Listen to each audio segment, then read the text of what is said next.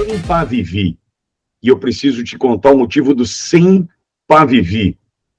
Aliás, eu já vou sair te contando essa história, antes de dar sequência, de saudar aqui nosso convidado de hoje, de contar do que vem pela frente. Deixa eu te contar, e ao longo do nosso programa, em função da audiência rotativa no YouTube, vou repetir essa informação que eu tenho, que nos preocupou e muito.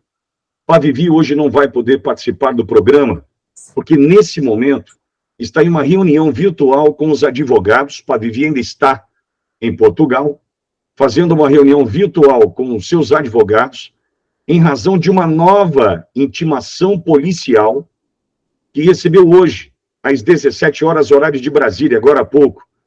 Pavivi ainda não nos deu mais informações, mas nós estamos esperando, né, as informações que ele possa nos enviar, assim que possível, né, que ele possa nos enviar mais informações, porque o coração já aperta por aqui, tratando desse Brasil e tratando da forma como o Pavinato mostra ao Brasil suas mazelas, suas deficiências, seus problemas, seus tiranos, a gente fica preocupado. Portanto, hoje é Sem Pavivi, mesmo com toda essa distância, com toda a agenda do Pavinato em Portugal, ele não deixou de participar do nosso programa essa semana nenhuma vez.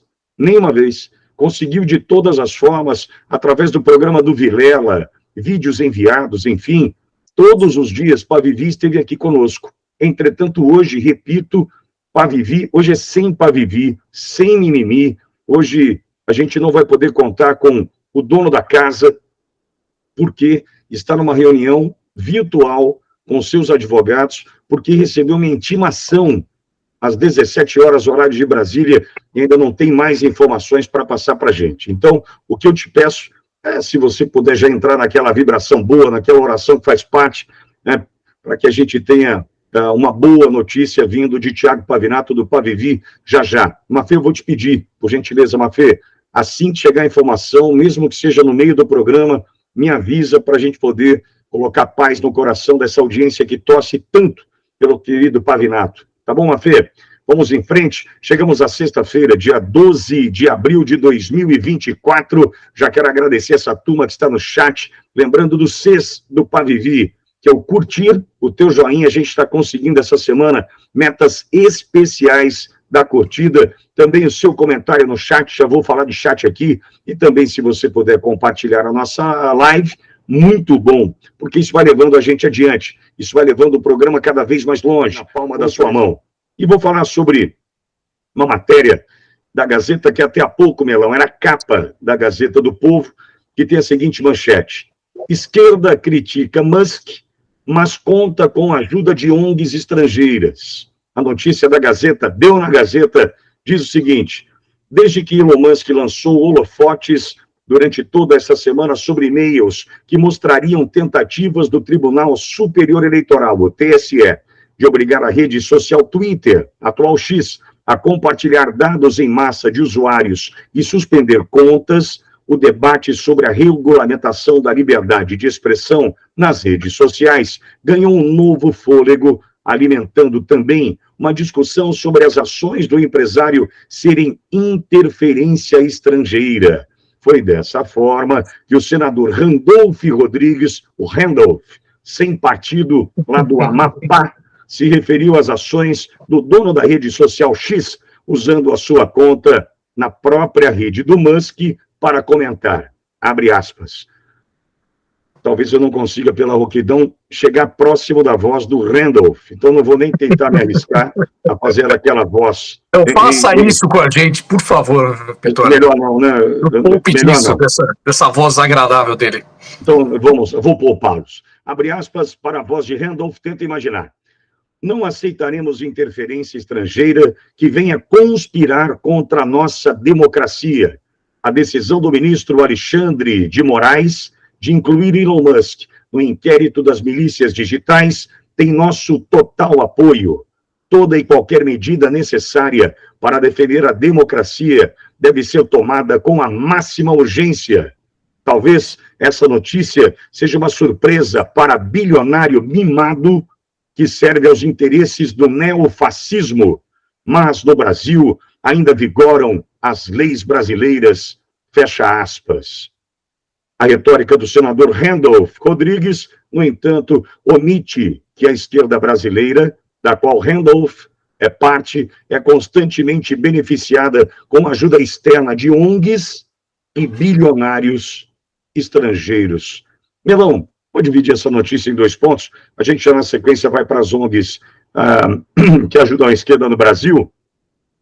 Primeiro, eu queria entender interferência estrangeira do Elon Musk onde? Se a gente está tratando de e-mails que partem do TSE, pedindo dados dos usuários para a filial brasileira, como mesmo o TSE disse essa semana, não, tem uma filial no Brasil. Se o e-mail é do TSE, Tribunal Superior Eleitoral, para o Twitter no Brasil, não tem interferência estrangeira. É uma relação doméstica, Melão. Total, Pitoli, é absurdo, isso faz parte da retórica. Nessas horas não tem como se defender, e é muito comum senadores, principalmente mais à esquerda, se utilizar desse tipo de bravata. E sempre que é sempre as mesmas, né? Desde que o mundo é mundo aqui no Brasil, sempre a crítica é contra a invasão estrangeira. Aliás, esse é argumento do Maduro a todo momento ali. Tem até uma notícia que vai comentar. Tudo é interferência estrangeira, né? Se dá um problema aqui, se aponta para um problema doméstico, aí a culpa, você não tem quem colocar a culpa, joga a culpa para fora, ninguém vai ter muito acesso lá fora para poder discutir se a culpa é ou não é, e fica como sendo e se desvia todo o assunto como sempre. É uma técnica antiga já. Pois é, Melão. Agora, é muito engraçado, porque se você pensar nos últimos tempos, nas últimas semanas, o Randolph estava meio sumido. Estava meio calado, ele apareceu ao lado do Rodrigo Pacheco e do Alexandre Padilha essa semana para justamente tratar da regulamentação das redes sociais, que deve existir, porque não tem lei, tudo isso na voz do Rodrigo Pacheco.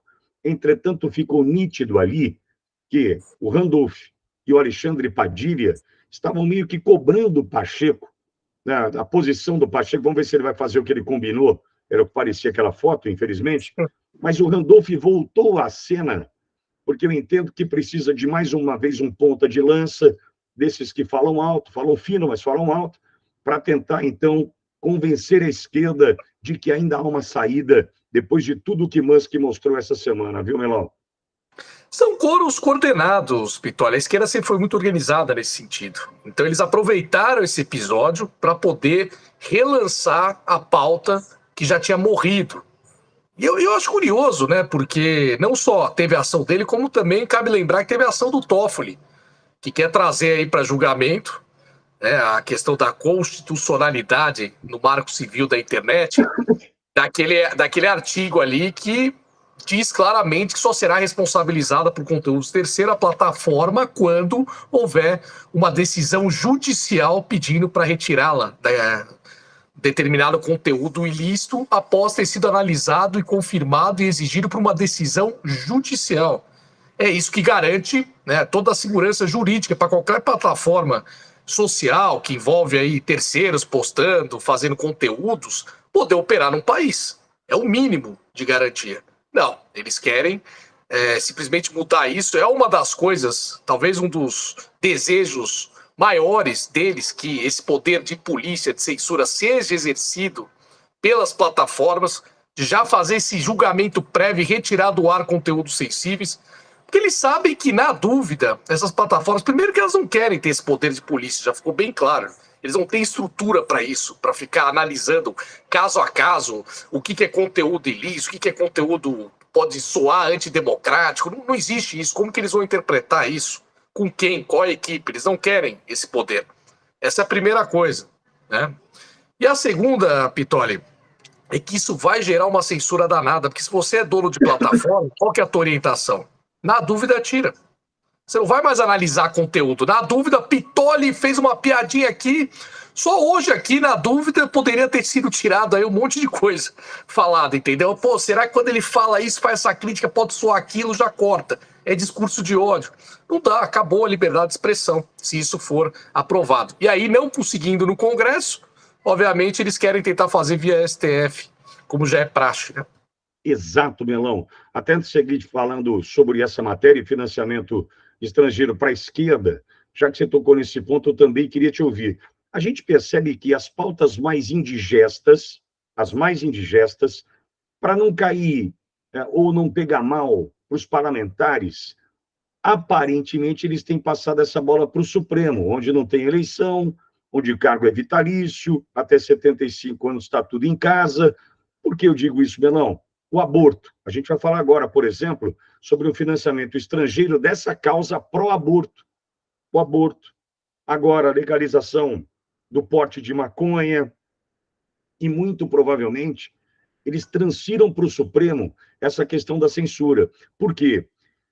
Eu senti que houve uma articulação, e essa articulação, esse jogo de cena é absolutamente possível, tratando dos personagens, isso é absolutamente possível. Quando o Pacheco diz que precisa regulamentar, tem que ter lei, como se não houvesse, e o Lira vem e diz, olha, está enterrado esse PL 2630, vai ter que começar do zero, esse aí já foi, tem que fazer um novo texto, discutir, há uma incongruência. O presidente de uma casa diz uma coisa, o presidente da outra casa diz outra coisa. Quando essa incongruência, né, gera esse impasse, entra um terceiro para decidir desempatar. E aí esse terceiro deve ser o Supremo de novo, Melão? Óbvio que não, não é nem em função, Pitoli, do Supremo ter que discutir assuntos legislativos, né? Ele tem que discutir interpretações, função do Supremo, gente. É que aquilo agora no Brasil, né, para quem não estudou direito, fica difícil entender para um cidadão leigo qual que é o papel do Supremo. Ele vai falar que é todo, é onde ele quiser estar, o que ele quiser fazer, do jeito que ele quiser fazer, que é a realidade hoje em dia. Mas o papel do Supremo é proteger a nossa Constituição Federal. Você tem que ter lá juízes que saibam ler e interpretar o texto constitucional e analisar se ele está sendo ameaçado ou afrontado por novas legislações, enfim, entre outras coisas. Mas é essa a função distinta, não é criar lei. Falou o nome do Supremo. Não vão calá-lo, né?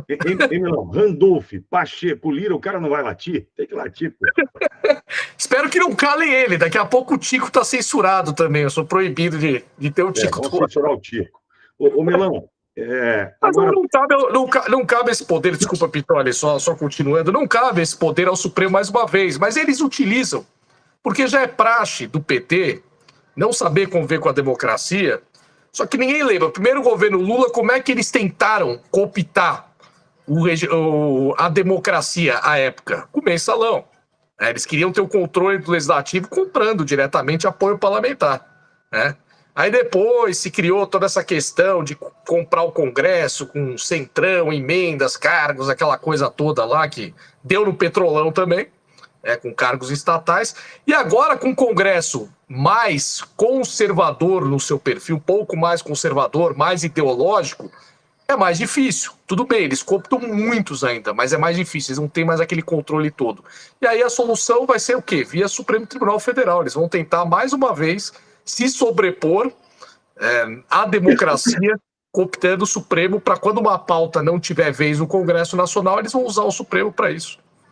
Agora, Melão, falando sobre essa crítica do Randolph, dizendo que a interferência estrangeira no Brasil, que é uma mentira, teve uma matéria, aliás, olhem como é importante você assinar a Gazeta do Povo, né? Em uma matéria da Gazeta publicada há quase um ano sobre um relatório contraditório da ONG Pró-Aborto, Instituto Anis, ficaram expostos, mais uma vez, os interesses da organização. Os autores da Pesquisa Nacional de Aborto recebem recursos, ouve aí, Melão, recebem recursos de organizações estrangeiras com desejo de alterar a legislação sobre o aborto no Brasil. Desde 2006, o Instituto Anis recebeu $940 mil da Fundação Ford.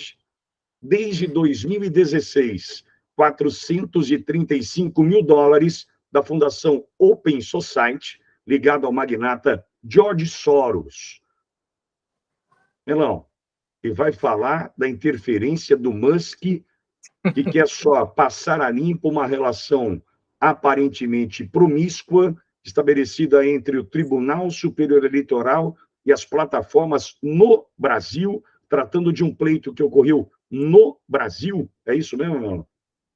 E Pitoli, olha que coisa interessante. O Musk, ele foi vítima dessa atitude arbitrária do STF e resolveu jogar a público a questão que envolveu uma empresa dele, que opera no Brasil, e resolveu jogar a público para um discurso mais amplo, sabendo que o brasileiro tem passado aí nesses últimos anos com a atuação arbitrária do Supremo Tribunal Federal, né, se metendo ali, atropelando a Constituição, leis, decisões e uma série de coisas. Esses institutos de esquerda, né, que financiam, igual do Jorge Soros, eles entram em pautas e movimentam pautas, né, através dessas ONGs que estão aqui, e vem falar que interferência estrangeira é um cidadão, então uma empresa aqui, vítima de uma arbitrariedade, resolver jogar a público que ele está passando, isso é interferência estrangeira. Agora, uma ONG, a Open Society aí do Jorge Soros, que há muito tempo, não é que é vítima de uma pauta específica, não, ela tenta levantar pautas e financiar através dessas ONGs e seus interesses.